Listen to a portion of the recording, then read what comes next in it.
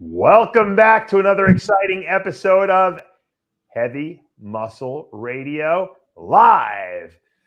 I'm joined today by Chris Aceto, my compatriot in crime. And Chris, you just got back recently from the Arnold Classic, Columbus, Ohio, where your guy Ramon took second in the Classic. Looked really good. We'll talk about that in a minute. But the big controversy of the weekend was Bonac versus Curry. What is this, like round three?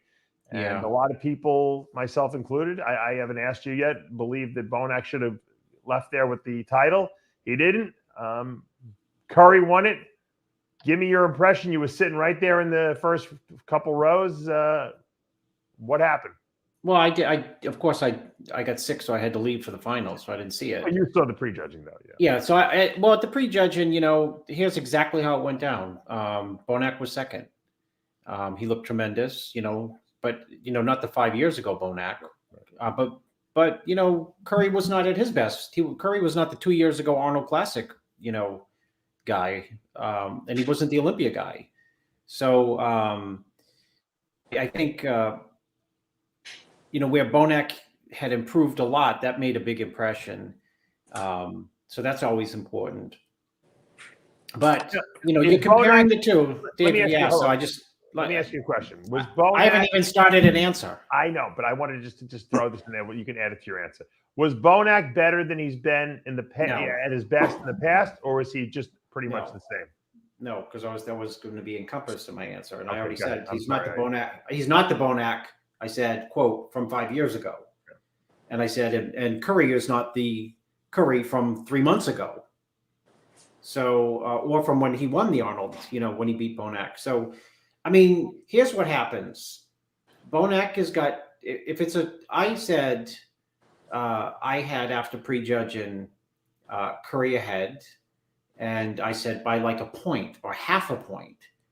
But I always try to make the argument, play devil's advocate, and make the argument for the other guy or somebody close. So, and then I told John Hansen, I said, but John, I get it. Like if I was on the judging panel and Chris Aceto has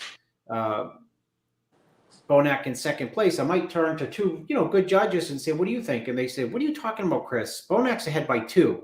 This is a muscle show about muscle density. So in terms of density in prejudging, still in terms of muscle density, yes, Bonac's got more density at the show in the prejudging even.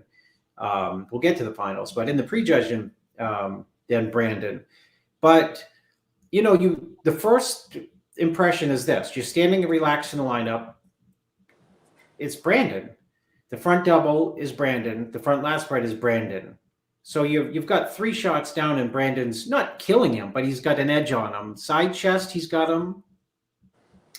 Even though his, the hamstring in prejudging and finals for Brandon, was not hard. No. Side tricep, Bonac in prejudging. We got to talk about, that's why there's 2 different shows, prejudging and finals, 2 different days. But in prejudging, the side triceps, it's good. Brandon's got back width. Of course, Bonac's got the back double in terms of density and hamstring. So I'd go with Bonac there, even though I can see some judges saying Curry. Back lat spread, Curry's got width. Abs and thighs, William doesn't really have an abs and thigh shot. Most muscular, definitely give it to Bonac by a country mile. So you don't judge, even though you can win more shots, you can beat somebody on more shots than they beat you on and still not win the show. So coming out of prejudging, that's why I thought, okay, Bonac's in second, it's close. John Hansen, what was your impression of the outcome of the decision? Saturday, I thought Bonac had it. He was much harder. We're looking at Saturday night right here, these comparisons. Yeah. Like Chris said, it was pretty close on Friday night, but Saturday, Bonac was much, much harder. I thought he beat him pretty much every shot except for the abs and thighs, maybe the side tricep. Just dramatically harder. So I thought he had the edge, and I was really surprised when he got second place. Was the crowd booing or anything like that, John? Not booing, but there was a lot of like gasp. Like you could tell people were shocked. Right. I think the person who was the most shocked was William Bonac, right, Chris? Yeah.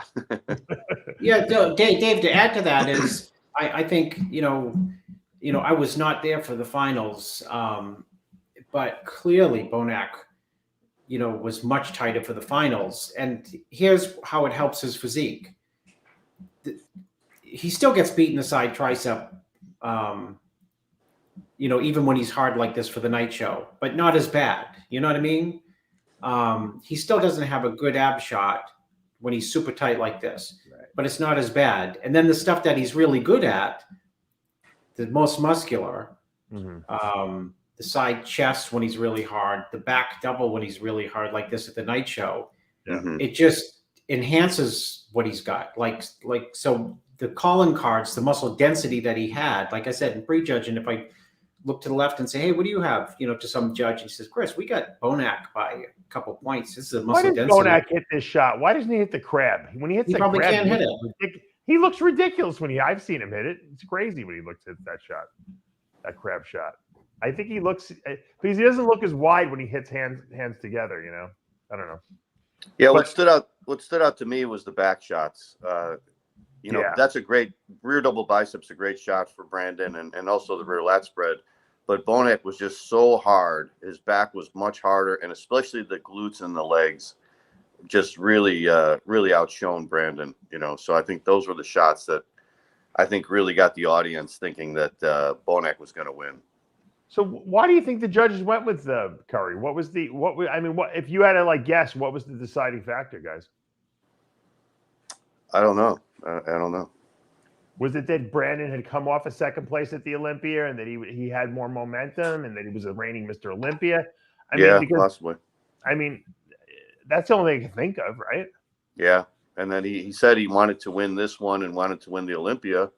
Yeah. Which he said would be history. No one's ever done that before. Right. Well, he's already done that. He did that in 19. Yeah, but do it twice. Oh, twice. I guess. Okay. Yeah. That's true. I don't know. I wanted to talk about, though, I think, because we've analyzed this show quite a bit at this point. I wanted to talk about what some of these guys are doing wrong. Okay. Because if you look at the conditioning on some of these guys from Friday to Saturday, now we know it's hard to peak sometimes 2 days, but a lot of guys came back softer. Justin Rodriguez. Brett Wilkin. I thought Samson was a little softer too. It's almost like they filled out too much, Yeah. What do you think's going wrong? If you had a guess with their diet, I have my own theory, but I wanted to hear your guys' opinion first. Well, just to summarize so I had, just so that I'm on the record, I definitely had Brandon by the edge in prejudging, and then I wasn't there at the finals, but to see how much better Bonac was at the night show, I wouldn't blink the wink had he won the night show. Right. Yeah. Because it's hard to deny. It's hard to deny stunning shape. Like if Brandon was peeled or just a little bit harder, you'd say it's just hard to deny because he's in real life he's got the real roundness, but that was kind of missing, that extra detail that he needed to accentuate that shape. And then Bonac brought that crazy, as I said, in prejudging, he was still denser, but when he's even harder, he's even that much more denser looking. So I was surprised based on the videos that I saw and the pictures that he didn't get the nod. You know what I mean? Because here's the scorecard, Chris. I'm going to show you the scorecard. Because Dave, people come back on the second day, and right. Traditionally, and the judge is like, "What are we going to base it on, the first day show or the second day show?" Curry won unanimously the first day, Bonac second, but then on day two, where everyone pretty much agreed that Bonac was better, he still lost by a point to Brandon. So obviously, Brandon won both days, which I think it would have been more believable if they would have given Bonac the nod on day two. Even if Brandon by numerically still won, I think it would have been a little more believable. So obviously there were judges who really thought that Brandon looked better on day two, which is kind of can they see that and no one else saw it? I mean, was there something? That's why I asked you. Was there something, John, that we missed? You were sitting right in the front row there, so. Well, the only thing, Bonac, he had a little gyno on the right side, and when he does have the protruding stomach. So unless they marked him down for that, and you can see that on that side tricep shot that he's not that great at. Yeah. So those are the only two things. But other than that, I mean, obviously Brandon's better structure-wise and shape-wise. But as far as hardness and conditioning, Bonac had him all the way on Saturday. It wasn't even close. Yeah. Here's my theory. The judges seem to, the look that seems to be getting rewarded lately is fullness, right? Mm-hmm. Everyone wants to be so full. Matter of fact, Steve Kuklo, who I want to really give a lot of praise to, you could talk about him in a second as soon as I'm done, who I thought brought the best conditioning of his career, was a little on the flat side, if you ask me, but I think it looked good on him. I thought it gave him better lines. I mean, he could have been a little bit fuller, but at the Arnold that we saw in September, he came in super full, and I don't think he was quite as conditioned. And while he looked huge, he didn't have the detail that he had at this show. Before I get to my theory, Chris, Kuklo now versus the last Arnold? Better now. Yeah. Okay. He wouldn't have placed where he placed it. He come in because you know what, you have to on Steve Kuklo's physique, if he had been fuller than this and still really hard, we would have been talking about not having placed in the top 3, and you would have been asking me, do you think if he had come down a little bit further to bring in great detail, he would have placed higher? My answer would have been yes. Thank you. That's what I was waiting. And I said, he's stuck between a rock and a hard place because judges see a big guy, big frame, and they want to see him big, and he gives them that. Mm-hmm. And then they, when he doesn't place where he wants to place, I'm sure they say to him, which is legit, just tighten that up. Mm-hmm. And it's hard to do. You know what I mean? Which one is it? You can't magically take the same size and just, tighten that up. You have to do one or the other.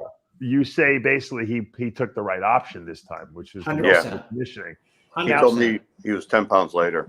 Was he? That's what he said. He probably could have been 8 pounds lighter and would have been maybe a little full. But my point is that a lot of these guys are going for 110% fullness. And, to do that, you have to eat a lot of food, a lot of carbs. And some guys are using insulin to try to facilitate those. Because look, people don't understand. A normal human being cannot absorb, 1,000 grams of carbs efficiently because your pancreas can't produce enough insulin to do that. So if you do, if you're carbing someone up on 300, 400, 500 grams of carbs, you don't need to take insulin. But obviously, if you're gonna try to squeeze 1,000 grams of carbs, and you're probably going to need to use some insulin, or you're going to be running very high blood sugars. And I think what happens is sometimes they try too much to put too many carbs into the person, too much insulin. And we know when you use too much exogenous insulin, it absolutely causes fluid retention. I was talking to Colette Nelson earlier, who's my insulin guru. I mean, because she had type 1 diabetes, and I would see when she would binge out and eat too much food, and she would have to take extra insulin. You get this puffiness around the tissues. And my theory is because the glycogen stores are filled up already. And so now what's happening is that the insulin has to put the glucose someplace. So it starts putting it into the fat cells. And then those fat cells swell a little bit with fluid. And so you get this you're really full and you have a great pump, but you're almost like you smooth the muscle out a little bit. And I don't, like I said, I don't know who's using what, but just from a carbohydrate standpoint, I felt like Justin Rodriguez went from being amazing on Friday to spilling. We call that spilling on Saturday. I felt that Brett Wilkin did the same thing. He was peeled on Friday, and then all of a sudden his legs had no cuts on him on Saturday. He had no leg cuts in Prejudging, none. Oh no, you think? Yeah, no, because he had started glutes. No, he had no leg cuts. So that's why his legs look puny. Right. His legs look tiny in Prejudging. So my question is to you guys: are these guys trying to jam too many? Are they trying to get too full? Are they trying to push this glycogen loading too? Because you can only store so much glycogen in the muscle. So after a while, if you overdo it, where's that? Where's it going to go? I mean, I felt Reagan was overcarbed on Friday because I see his pictures, a week out, depleted. He looked amazing. He was grainy hard. And then he comes to, prejudging, and he's like kind of smooth. This. Then I see Milos in the gym with him on Saturday morning, obviously trying to burn off some of those carbs that are overfilling him. So are guys doing too much, as far as glycogen loading? Well, Justin was way off on Saturday because I was really impressed with him on Friday. Really impressed with him. Yeah. Because I saw that New York Pro last year in Tampa, and he didn't look like the same person. He was so big. He looked like a whole different bodybuilder. And he was sharp, He doesn't have the greatest aesthetics. His stomach was sticking out a little bit, but in a lot of shots, he was really sharp and hard. But Saturday, he blew it. I mean, I thought he was going to be third, maybe fourth, and he dropped down to fifth by Saturday. Yeah. He could have been potentially third. He was that good on Friday. Now, Chris, were you impressed with what you saw from Justin Rodriguez and the improvements he made from last year? Yes and no. I was impressed with the size. I mean, Justin was super round, super dense. And to me, in prejudging, he had essentially no leg separation. And on the front double where he can usually sink his abs, on the ab shot, he had no abs whatsoever. And his glutes had like density to them, but they didn't have any they weren't sharp, which tells me that his body fat was, which not tells me, it's just a simple fact that he was in shape and his muscle was hard and he was right there. But he was so blasting full in prejudging that, one more apple or two slices of bread after, and you are, he spills over. It's like filling up your gas tank. You pump it and that button clicks and it goes off. But if you didn't have the click, you know what I mean? It looked like he was getting ready to, if he was a car, that the gas was almost all the way filled up. And the click wasn't there, and he wasn't going to be aware of where to stop. And then, right after that is water retention. So, Dave, I was not there for the night show, and when I heard that he dropped down, I was not even remotely surprised because as good as he looked, people were impressed with the density and the size. So was I, but John talks about the way he looked at the New York Pro, and this is a way denser, bigger look, but he didn't have that fine detail that he had there. Right. And I thought Friday, I thought thought he was great on Friday. I thought Saturday, which we're looking at right now, he was just everything just got blurred out. Once again, I feel like he overcarbed him. That's what you're suggesting. These guys are pushing the carbs so severely that you almost have to cut back a little bit the second day, right? Mm-hmm. Yeah. Yeah, because once Chris you're filled up, how much do you need to top off the tank, right? Yeah, he was at his limit Friday. So anything further than that, like Chris said, that was a good analogy. Overspilled, Yeah. And he's having said that, I'm being critical because he was Friday. He was, like I said, if he was an apple and two slices of bread too heavy the next day that ruined his look. He was only, I bet this, and I'm a good bettor. The prejudge was on Friday. I guarantee he looked outrageous and sick on Thursday. So he went one day over the edge. Yeah. Because you know why, Dave, and I can guarantee you this, because he knew he was in it to win it. That physique that he had, he went all in. I mean, he had the size, he had the density. Right. His front double smoked these guys in terms of size. Yeah. And even the back double was bigger than probably, it was, more wild potentially than, let's say, Brandon, or even because he's wider than Bonac, including his back lat spread. And he's got the crazy most muscular, but I'm sure, I've been there, you try to bring a guy in okay, can you win it? Yes. Just come in as big and full and hard. And he was close, but I thought he was spilled in prejudging. Believe me, he was spilled. Thursday was his better look, guaranteed, 100%.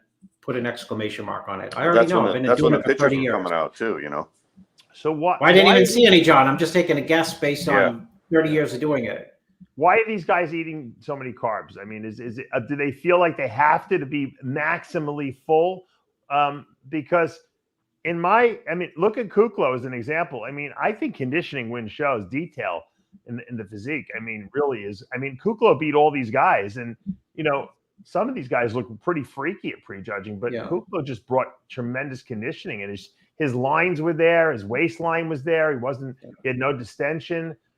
I just think that people are abandoning conditioning for this like fullness that they just don't need, right? This Kuklo destroys the Kuklo when he was third 2 years ago.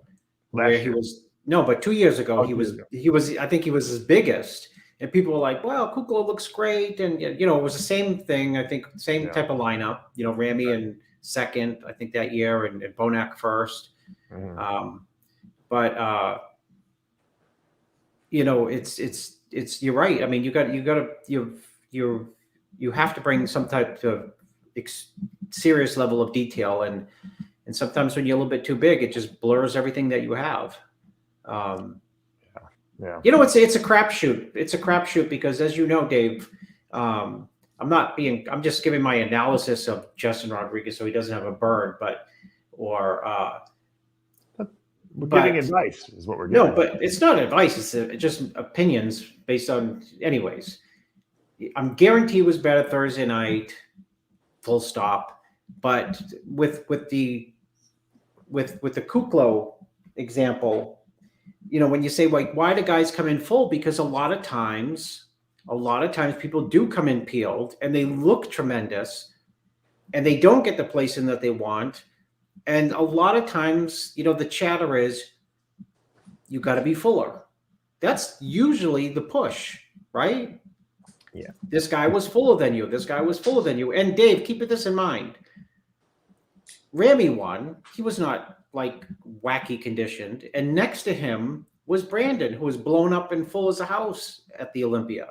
So he was not peeled out of his mind. That's why people went crazy over Hardy, because he was peeled out of his mind. And he's not that big, but if you're a bodybuilder competing at this level, in the back of your head is, okay, 1, 2 in the world this year are just crazy round. So roundness is the, calling card of the day. So it's easy to get trapped into, I agree with you. Generally conditioning, carries people, conditioning wins shows, but it's easy to get caught up in fullness when fullness is getting rewarded. You know what, though? Guys like Ramy and guys like Bonac, they are round and full because that's how they have a lot of muscle. You're right. So telling a guy who's doesn't have the roundness of a Bonac, you need to be fuller, is really not giving him the right advice. Telling him he needs to be bigger is probably a better advice to give him, because then these guys just think, I'll take insulin and take more carbohydrates in, and then I'll get the fullness the judges want, and then they smooth out and they do worse because it's just a muscle thing. It's really not a glycogen loading thing, Now, granted, some guys do come in too flat, and we've seen that happen, and they need to eat more. But I'm talking on a general basis. Most guys, when they hear more full from the judges, really the judges mean they need to be bigger. People will always say, athletes say, bodybuilders say it to me, I can be fuller. I said, but you're not just big. You have no size. Of course. Let's use Samson Dauda as a good example here. Samson Dauda doesn't need to be any fuller, okay? Because he got softer the fuller he got. He needs to be bigger. And when he's big, when he comes in 10 pounds bigger, he's going to destroy a lot of people because he's got amazing shape and structure and lines, but you got to come in peeled. You just can't come in, less conditioned to be bigger on stage. That's not going to compensate for not enough muscle. And it's certainly not going to give you a better placing than if you came in ultra shredded. If he had crazy dry glutes and hamstrings, even if he was a little smaller, I still think he would have done better. Yeah, I agree. Yeah, he was the first guy out to do his mandatories in the prejudge, and I was like, wow. And I thought, oh no, that was on the first pose, and I thought, well, that's just because Classic just ended. My eyes haven't got used to the, and then people who after him came out, and I'm like, no, he's good. He's big, round. Yeah, he's a big guy. He's put a lot of size on. He still needs more. Tons of size. But he still needs size. Yeah, that was the first time I saw him in person, and he was very impressive. Yeah, very impressive. John, was he tighter at the night show? No. I think so, yeah, because he moved up. So. You know, I thought don't- he was going to be in 5th after the prejudging, and he got 4th. Yeah, but that's because Justin got worse, though. Yeah, John. that's true. I don't think Samson was any tighter at the night show. But I mean, I wasn't there in the first row. He just looked a little smoother. Actually. Dave, you know what's interesting about it though is, and you know, whether you agree with first and second and first, you know, it is a 2-day show, and you know they judged the show when the guy that they didn't really care about. I don't mean that in a negative way. They didn't care about him in prejudging. They never compared him to anyone in the top 4. Right. But they were flexible enough to, when they see something different at the night show, to say, well, it's a 2-day show. You know, our expectations that people be somewhat, you know, pretty consistent to the way they looked in prejudging and finals. And if in this case, that's why I asked John, I wasn't there, you know, did Samson get better or did Justin get worse, or was it a combination of those? But they never even compared him to the top 4. And then at the night show, he leapfrogs into, what do you get, 4th? Yeah. He moved up a placing because Justin really was. Yeah, well, it means that you know, that the show was judged.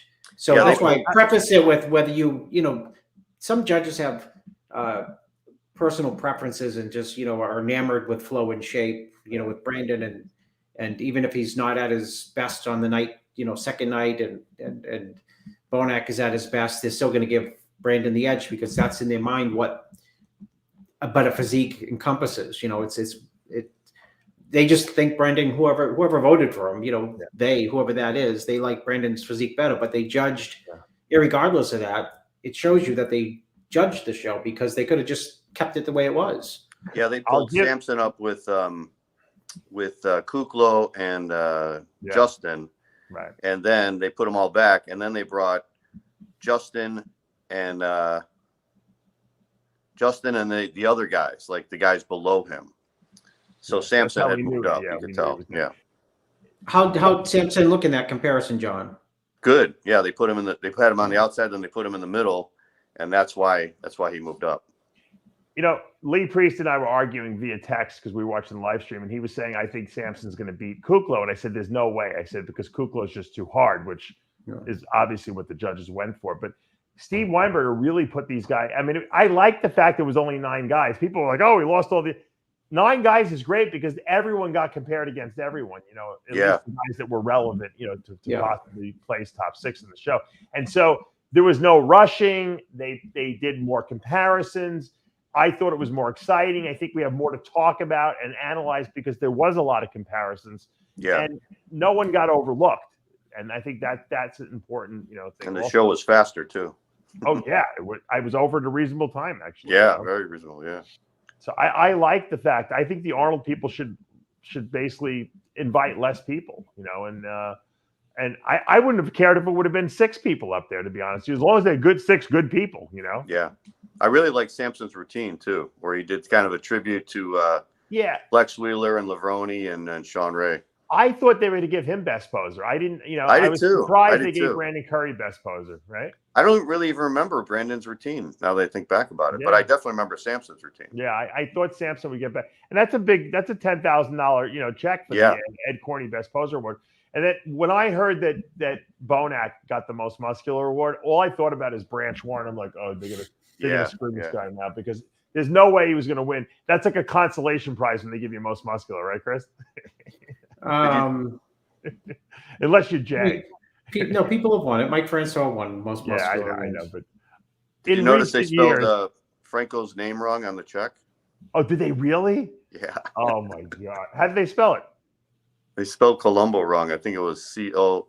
They wrote Palumbo instead. Yeah, they wrote Palumbo. They wrote Franco Palumbo. They forgot that was his name.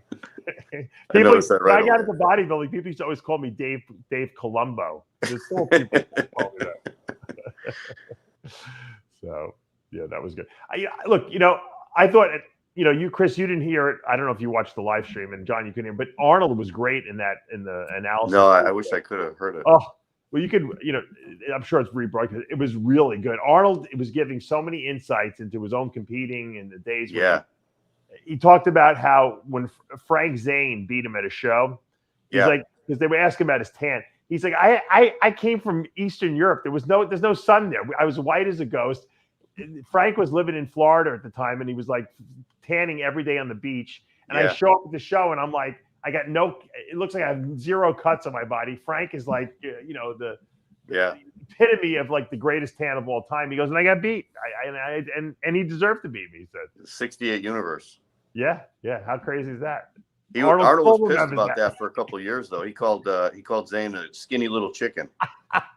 Well, I mean, I'm sure in his mind he knew that he screwed himself out of the title there. He should have been doing something. Well, it took a couple of years for him to accept it. Now he'll tell the story like he deserved to lose. John, it's bodybuilding. It probably took him like 20 years, right, Dave? Yeah, right. Yeah, he's still making an excuse that it was the tan, right? So I'm sure Dave he might not accept it now. Yeah. Well, I went to the seminar this morning, and he was still mad when Bob Ciccarello said that, because Lee Haney came out later, and Arnold was still mad when he announced him 8-time Mr. Olympia. And Arnold goes, "Do you have to say the 8 times? You have to rub it in." That's great. I love that they had Dee Schneider performing too. I'm so happy they got rid of those stupid, strength acts. They would take 45 minutes. These guys would be balancing on the hands. It was kind of cool for the first 10 minutes, but 45, and then they would do the same thing on Friday and Saturday night. They do it for 20 years. Yeah, for 20 years. Yeah. Thank God they finally got some music groups in there. Unbelievable. I thought the whole presentation was very professional looking. The live stream was like as good as anything I've ever seen, like for any other sport. So I have to say they did a great job with that. And obviously raising the prize money to $200,000 for the men's open was a terrific, increase. I think that really puts it up there as the Olympia and the Arnold. There's no comparison now, right? I mean, and Classic really got raised. Yeah, what were they, 60,000, something like that? Yeah, 60,000. Yeah, that's a nice check for those guys. Yeah, and then Terrence won 10,000 for best poser too. So he won 7,000. Yeah, they always do that. I think that's great because really it kind of I can't believe there wasn't more better routines in the open class. You would think for 10 grand. I was talking to Kamali. He's like, I used to take that best poser like easy, because no one wants to work. But back then, at least it was like Melvin. They had Vince Taylor. There were guys that Darren Charles. Yeah, nowadays, no one wants to. Yeah. No one had. I mean, no one really put any effort into their posing routine except for what's his name, and he didn't even win. Samson. Yeah. But talk to me about. I kind of disagree with you there, Dave. I think there were a couple of good routines. They weren't great routines, but it did seem like these guys are putting a little bit more into it. It seems like they're trying at least. They're not just improvising and going like this. If I told you they had music and they were doing a well choreographed routine. If I told you, John, you're going to be in the show, and the show you're going to be in, I'm going to give you 10,000 to the best poser. Wouldn't you choreograph a routine that was absolutely fun? Yeah. Use music that people get inspired by, because you say to yourself, I can win 10 grand. It's not $1,000. It's $10,000. Yeah. That's more than every pro show probably gives away as their first prize for the open. You know what I mean? That's a lot of money, but no one wants to spend any time doing it. I don't understand why. It baffles me, really. Yeah. Especially like you said, if you're not one of the top guys and you got a chance to win some money, Look, if I was the guy who came in last place, I would have spent all my time preparing my routine because that's the only hope he had, Right. I don't know. I don't get it. These guys just go up there, most of them, and they do choreograph something. It's not like they're winging it, but it's not like it's like one song and they're just kind of posing nicely. The key really, I think, is the music. They got to choose better music. They got to choose music that really gets the audience going. You got, first of all, there's two hooks. You're either an awesome dancer and guy who can move really good, in which case you want to use some kind of, they use hip hop or some kind of move music you can kind of move groove to, or you got to get older music that people are inspired by, that the judges grew up with and stuff like that, and do something, entertaining where it's creative, and I think that whenever I see routines like that, I remember those routines, Well, if you want to feel old, I was watching Ariel Kadar win. I was just going to say, she won fitness, right? Yeah. And she did a Terminator routine. Right. You know how many years ago it was that Vince Taylor did his Terminator routine at the Arnold? 90, 30 years ago. 90. You know what the 92. funny thing is? She won, John. Yeah. And the routine is 3/4 of their score, right? Or 2/3 of the score. Yeah, 3/4, right? Yeah. So, I mean, obviously it worked, you know. Right, 2/3, yeah. Maybe people should take a page out of her playbook. You know? Or Vince Taylor. Yeah, Vince Taylor. You know, Ariel Kadar came to my house at 15 with her mother when she was 15 years old. She was an elite gymnast, and the mother wanted to get her into fitness. And I said, I think she's going to do really good. And I helped her with a diet and everything like that. And I just could tell she had that like killer instinct in her, you know, because from gymnastics, I said, this girl's going to be really good. I don't know how long it's going to take her because, you know, her body has to kind of mature and stuff like that. She had the routine already. And she nailed it, man. When I saw Missy Truscott's look on her face when she was called second place, I thought she was going to have a nervous breakdown. But you know what? Ariel's body looked amazing. Her routine was very original. I had no problem with her winning. I thought she deserved it. Didn't she get her pro card at 17? Wasn't she the youngest pro winner, I think? Yeah, I think she was. 2 years after she went to Dave's house. Yeah. But yeah, I mean, you know, if you have I don't know why more gymnasts, like elite level gymnasts who after they're done competing, don't go to fitness. Yeah. Because it's a good excuse to keep your body, because a lot of these girls get out of shape when they're not really competing anymore. It gives them the ability to continue competing because the routines are so watered down compared to what they do at, you know, the Olympics, at the Olympic level. And they can kind of get their bodies in shape. It's really a plug and play. I'm absolutely surprised that we don't see more elite gymnasts going into fitness, you know, routine. And if they did, it would make that division so much more entertaining. Yeah. You know, they didn't have a Lifetime Achievement Award this year. Yeah, that's usually who's that named after usually at the Arnold? Was that the Ben Weeder or is that a different show? No, I think they just do an Arnold Lifetime Achievement Award, but Ronnie got it last year, but they didn't have one this year. Yeah. Yeah, I don't know. Maybe they don't have enough people to give any more awards away. Yeah. They should have given. Did they give Frank Zane one of those yet? Yeah. Oh, okay. Yeah, they gave pretty much everybody.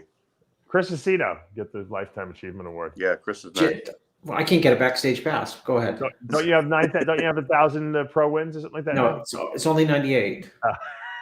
Chris told me he had 98 pro wins with his athletes. I said, I don't believe 35 different athletes. I don't believe it. I don't believe it. I don't think that he can remember back that far. He's been doing this for 30 years. There's no way you got every. Is 98 not enough?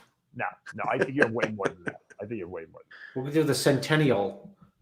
Okay, John, you can give me an award. The centennial.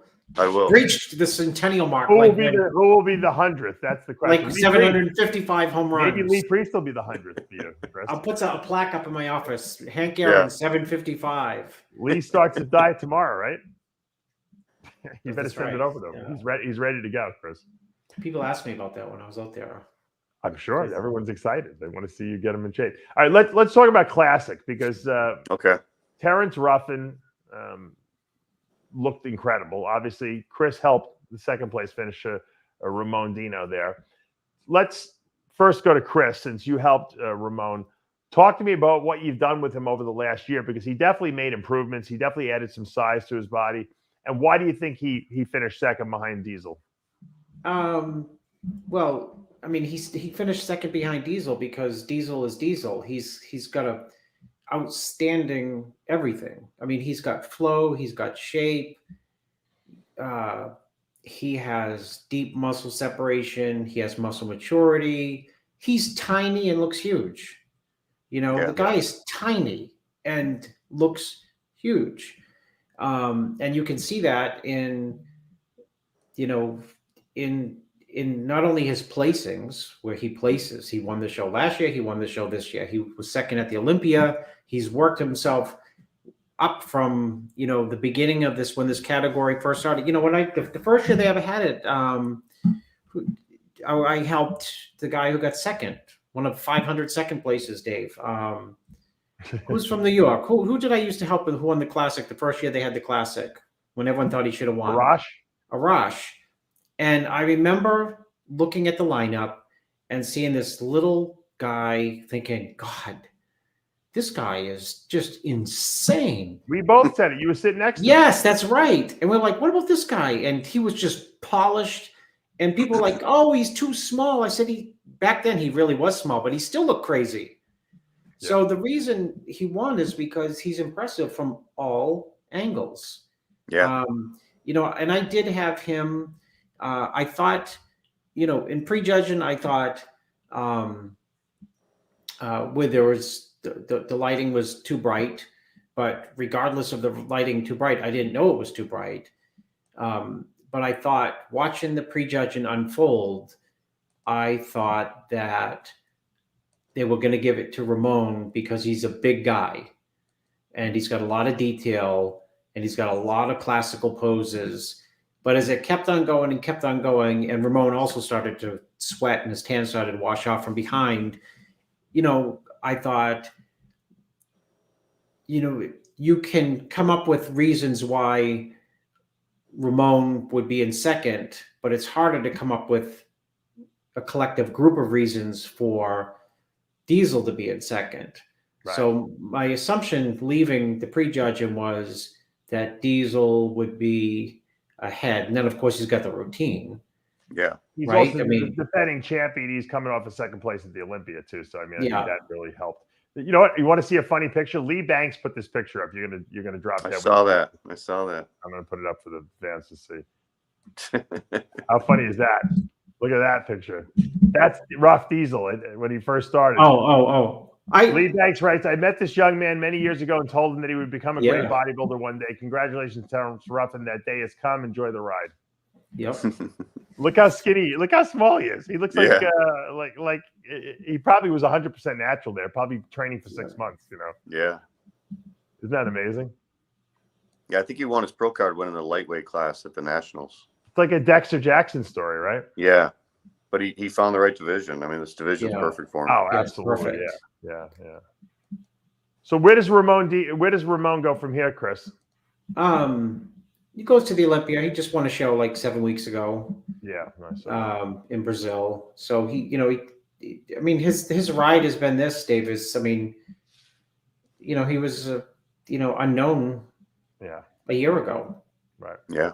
In this shot, he looks so much bigger than Rough Diesel. And I know the camera angle is a little weird on that, but he's a tall, big, structured guy. I mean, if he fills out can he gain more weight, Chris? No. At the weight limit already? He's pretty close now, but you know, you can stay the same weight and close to the same weight and give a appearance of a much bigger physique over the years. Bumstead must have hollow bones. How the heck is this guy still got another 10 pounds to grow? I heard he cheats on the scale or something. I heard he's like really 270.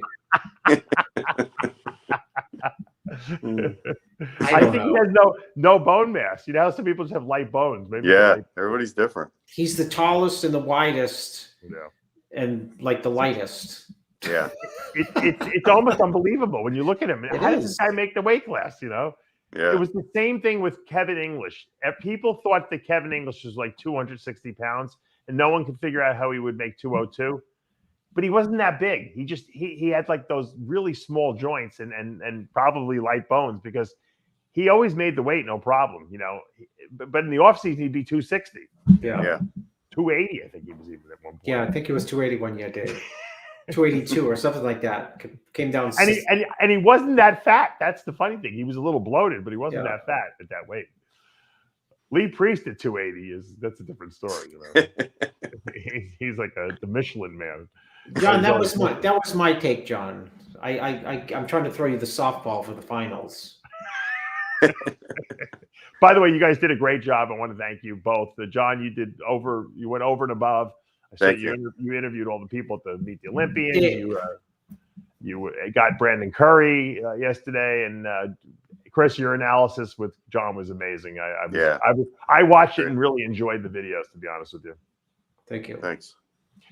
What was I was really impressed. Jim Mannion gave a speech at the beginning of the night show, John.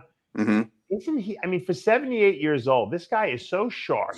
Yeah. And he's so with it, and he's so eloquent still with this, because he doesn't really say many words, but when he gets up and gives a speech, it's like, where did this come from? Yeah. He definitely owns it when he's up there, you know. And Arnold was very impressed, you know, he's so impressed that he said, you know what, next year I'm going to hire Jim Mannion as the MC of the show. Now, was he taking a jab at him, or was he serious?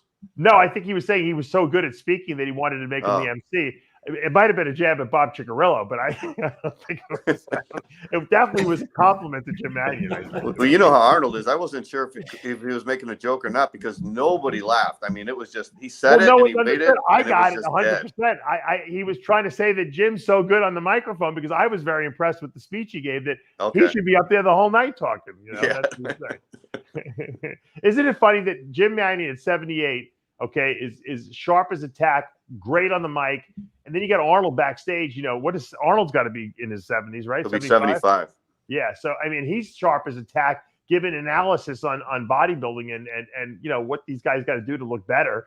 Yeah, to me, it's like I'm a super fan watching that kind of stuff. You know? Yeah, I heard last year when Arnold did the commentary, some other podcasts were saying, you know, oh, don't let Arnold talk. He's old. And I'm like, are you kidding me, man? This is like history. This guy's telling stories when he used to compete. Arnold's not going to be around forever. No, yeah, he might be with us. A couple of, 5-10 years. Who knows? You know? Yeah, I mean, this is he might like be gold, senile man. by then. You don't know. Yeah, I'm going senile at 54. So you know. But yeah, I think as a fan of the sport, historically speaking, there's no better guy to have in that booth than Arnold. You know, right. Let him ramble on. You got guys like Fouad and Dennis James, you know, picked up the slack and they did a great job, you know, organizing everything. But Arnold is the personality that he's the star. I mean, I'm sitting home. I'm enjoying myself actually listening to this guy. And he tells it like it is, right? Absolutely. Yeah. Doesn't hold back anything. I remember last year when he was doing it. I saw it last year, and you know, some guy. It might have been Kuklo. He turned around. He said he needs more middle back, and I'm like, he's right. I mean, he points it out right away. Yeah. And he's like, this guy's posing too fast. He should hold the pose, and he was right. He's 100% right, and everything he says, you might not like what he's saying, but he's really not off at all.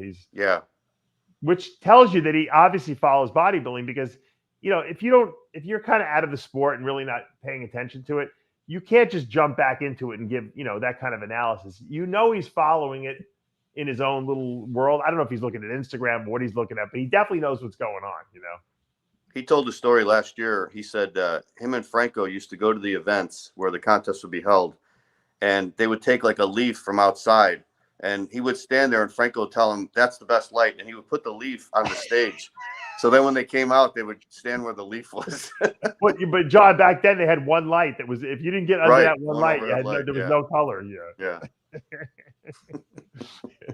The stage looked great to me. You know, I thought it was a really. It was a great stage.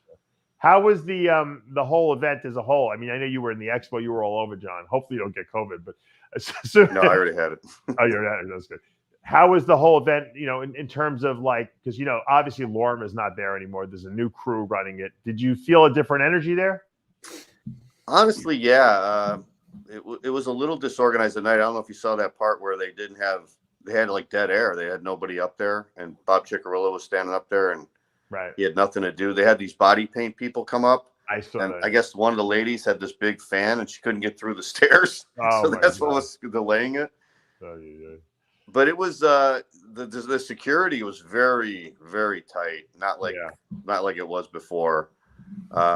So they have some growing pains, I think, and it wasn't just me saying that. Everybody had the same feeling. So, you know, David Bay works for the Arnold Classic people, and who used to work for MD. And I want to thank him because he really, really bent over backwards and took care of our whole crew, the RX Muscle crew. I know at one point our social media guy Kaz was he didn't have a seat, and I texted him. In 3 seconds he got him a seat. So that's cool. It's nice when you have guys that you can communicate with and that, you know, you're kind of contemporaries with who take care of you. I mean, I got Dan Solomon at the Olympia, obviously. I mean, Dan and I talk probably, you know, every couple of weeks, and I can text him too at the Olympia, and he'll take care of anything. And it's like there's a friendly atmosphere at these shows now that wasn't. Now that the old guard has kind of been pushed out, that like cranky, like, you know, dictatorial, you know, way they used to run these shows where they scared the crap out of not only the competitors but all the press and the fans. That's out the window now because you know what? With social media now, you have to please everyone. And you know what? They got a great group in there with the Arnold. You know, I love, you know, the Lorma crew, but you know what? They got a great new crew in there. They did a great job. And, you know, I think that it's going to take the Arnold to that next level, you know? Yeah. It was packed. The Saturday night was really packed. Yeah. I'm glad that bodybuilding is back now. I mean, COVID really knocked us down for a couple of years there. And the expo was packed too. Yeah, especially Saturday. I was worried that they were going to cancel it permanently, to be honest with you, John, because of this whole COVID thing. So I'm glad that. Now I heard, Chris, I don't know if Chris, you told me, someone told me there was some rumors that they're moving the Arnold to Vegas. Is that true? I mean, I've heard scuttlebutt about Vegas. Right. Next year or the year after. I would be shocked if they left Columbus, Ohio. That town would financially go bankrupt if they left. Yeah. Yeah, all those Fortune 500 companies would move. Chris, think about how many hotels they built there just alone, and that whole. I know. Connected. I know, but it's only one. It's only one. When they do projections, the Arnold is like. It's just like, think of the whale who goes into the Wynn Hotel and says, "I'm not coming here anymore to gamble." Oh yeah. They still make a gazillion dollars to win. Yeah, they still survive. I saw Ed Connors Vegas is a little bit more of a destination place than Columbus, Ohio is, Chris. Yeah, but you know what? Columbus, Ohio, I've said on this show for 10 years, you want to make a fortune in real estate, go to Columbus, Ohio. Yeah? What prices are good there? Prices are low, which means they have to go up. They have tons and tons and tons of good jobs. So why aren't you buying real estate when you go out to the Arnold every year? Because it's, that one of the big rules in real estate is to stay local, Oh, okay, I got you. Because you gotta watch over your stuff. Yeah. Except Miami, Florida. Yeah. You want to hear something crazy, Chris? You know that building? Sometimes the best thing to do is to take your own advice. I've told people that on Instagram Lives. I said, if you want to make a fortune, and people ask me how, I said, just doesn't matter. You don't even need to, you don't need to have that much knowledge in Columbus, Ohio in the last 10 years to have made a fortune in real estate. And if you look around, I mean, John's been going for 30 years. I didn't say it 30 years ago because I wasn't into real estate, but I've been doing it for 20 years. And if you walk around downtown Columbus, Ohio now compared to 7, 14, and 21 years ago. It was a ghost town there 25 years ago. Yeah. I mean, it's not even the same. No. They had it's crazy different. Yeah. Speaking of real estate, you remember the Miami the condo that collapsed, that big building, Chris? Yes, right now it's right next to your building. Eight buildings next to mine. I have a friend in the reptile business, and his mother was living in that building, and she's older. She'd only been there 6 months, and she all of a sudden felt like the wind was hitting her. Like she's like, "Where's this wind coming from?" And she looks over, and there was a huge crack came in her wall. She got her stuff and went right down. And she normally, because she just really moved into the building, she didn't go down the staircase she normally does. I don't know if she took the wrong staircase. Thank God, because the staircase she normally goes down would have gone down, collapsed. And she's one of 2 people to get out of the building and survive it. It's crazy, right? It is crazy. I always say, look, when it's your time, it's your time. When it's not your time, it's not your time. You got right. That's all there is to it, So anyway, what was the biggest impact, John, that the weekend had on you? Like the most memorable thing that you did? Well, I had lunch with Lee Haney today. I had breakfast with Lee Haney today. Tell us about that. What did you guys talk about? He wants me to write up about something about history of bodybuilding for his federation. He wants to actually start teaching it as a course especially for these young kids, and they have to take a test in order to get into the course. Yeah. Is that part of his personal training thing? This personal training certification program, which I think is great. It's great, for us bodybuilders. But if I'm a personal trainer who doesn't really care about bodybuilding that much, I probably would hate taking the history class. Now, is that something you could put together? I mean, it seems like there's a lot to that, I started writing something, but it's going to take a while because there's a lot. Where do you start? Where do you start on something like that? Well, I started with the Greeks and Romans, all the way back. Back to and then go into the strongmen and Eugene Sandow and take it from there. You got to get your old Flex magazines out and go read Joe Rock, the Joe Rock columns that Joe Weider would make him write. Yeah. I got to go back to the muscle builders. Yeah. if Joe Weider were only alive today, right?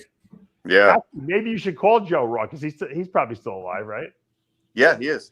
Yeah. Yeah, you could probably get a lot of good information out of him. So Eugene Sandow held the first contest ever in 1901. Is that why they called it the Sandow Trophy? He had his own Sandow trophy. John, did they do a 2-day show or 1-day show? 1-day show. I heard that Aaron Singerman has the original Sandow Trophy from 1800. Yeah. Really?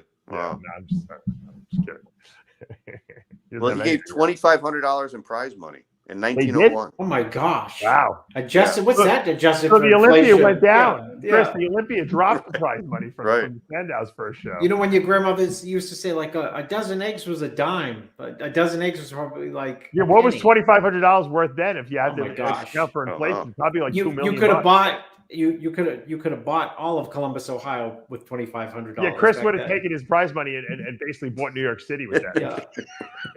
From the Indians, right? All right. How much was Manhattan Island purchased for? Oh, like yeah. $100 or something like that? Yeah. Wow. What they put that Indian to death after he sold Manhattan Island for $100. And you should have got 200 for it.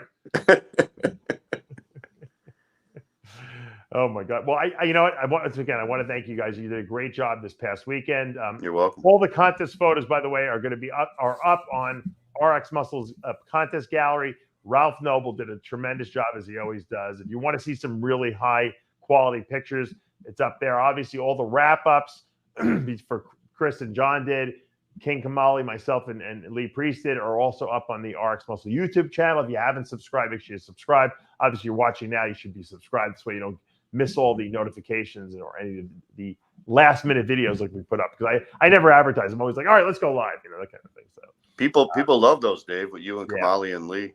Yeah, I thought it was good. You know why? When I watch like the Super Bowl or I watch like the World Series, I love to hear the post game shows to see what the commentators have to think about the show, because it kind of solidifies what I just saw in my mind. So the fact that I'm home and Lee's home and Kamali's home, I figure, you know what? Let's just do a live post-game show. I think that right after the contest is over, Mm-hmm.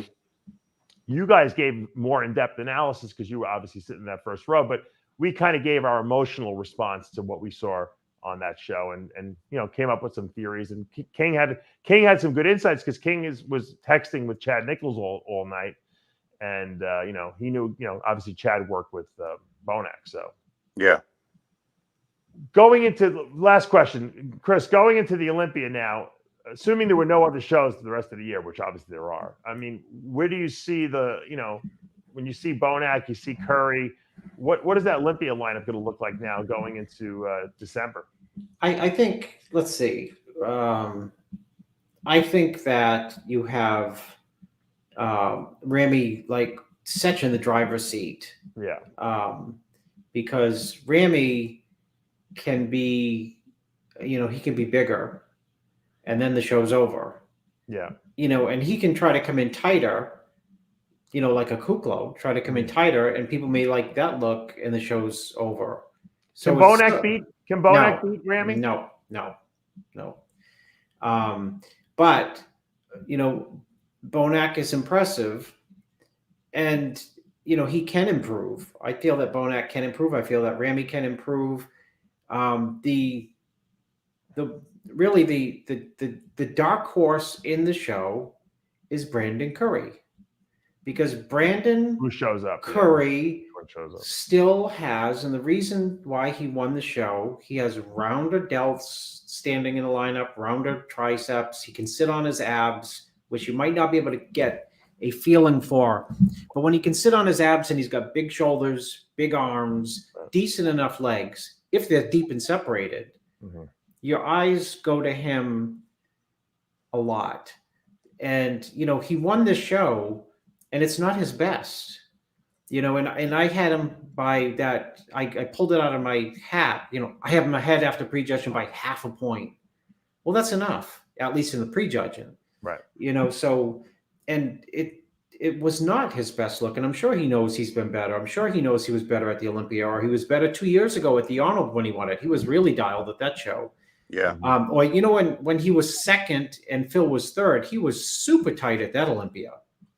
Maybe a little flat, but, he has flow and shape.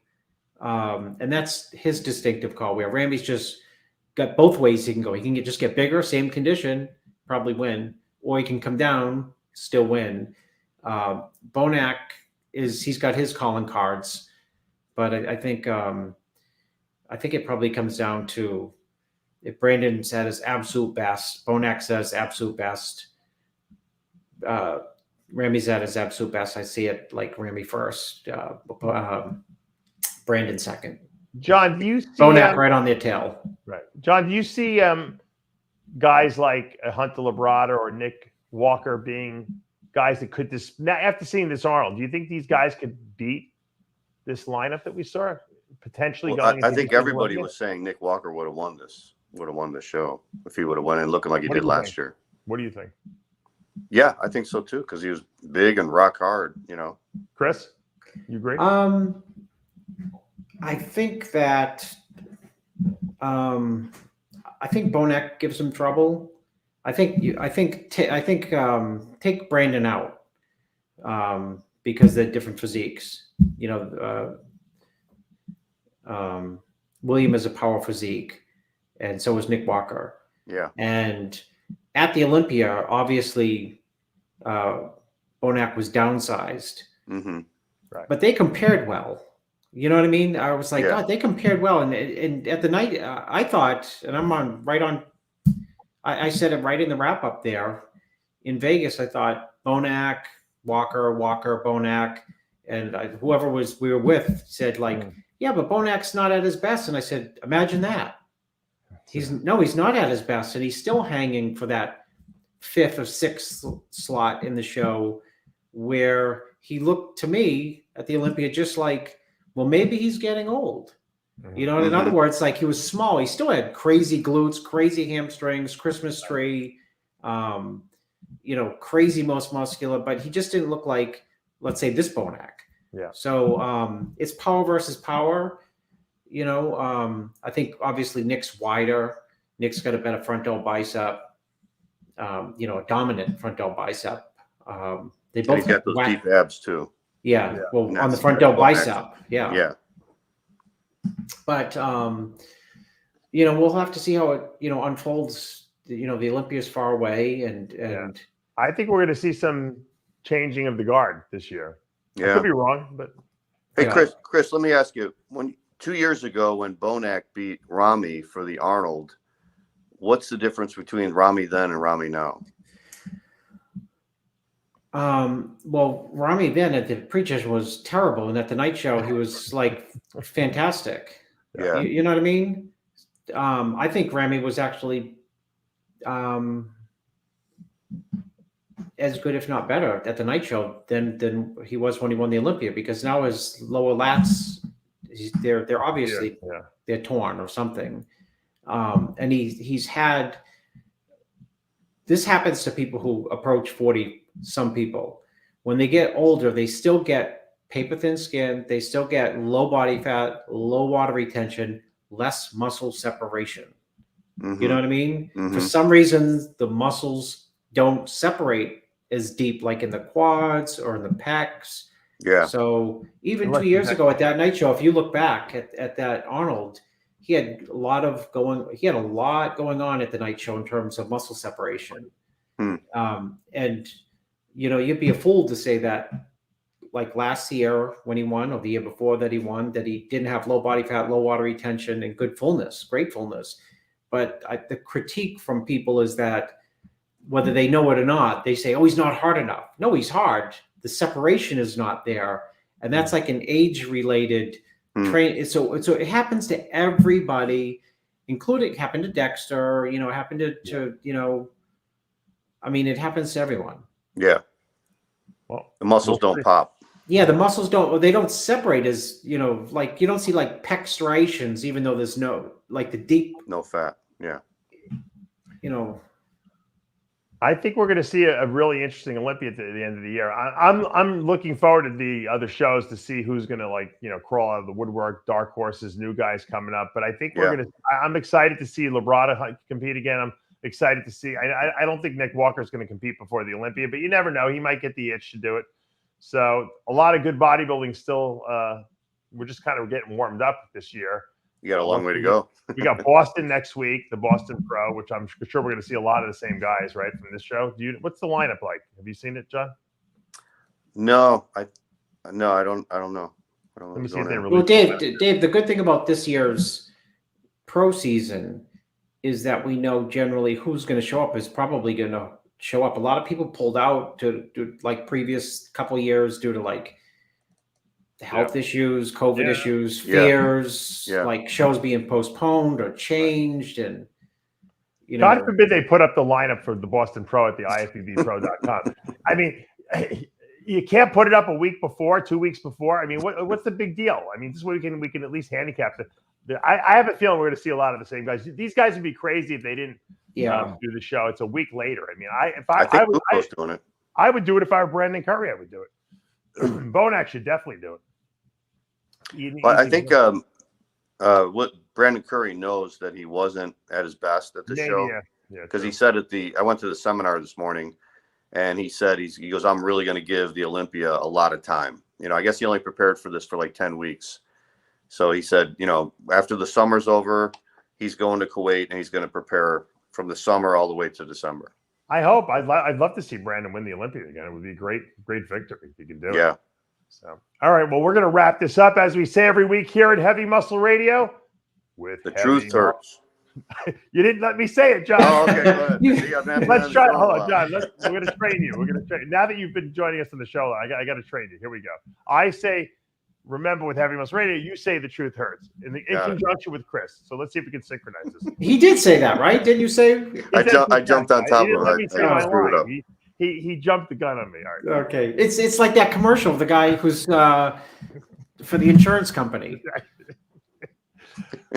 Remember, with Heavy Muscle Radio, the truth hurts. Good job, John. See you next week, guys. Oh, boy. What's going on?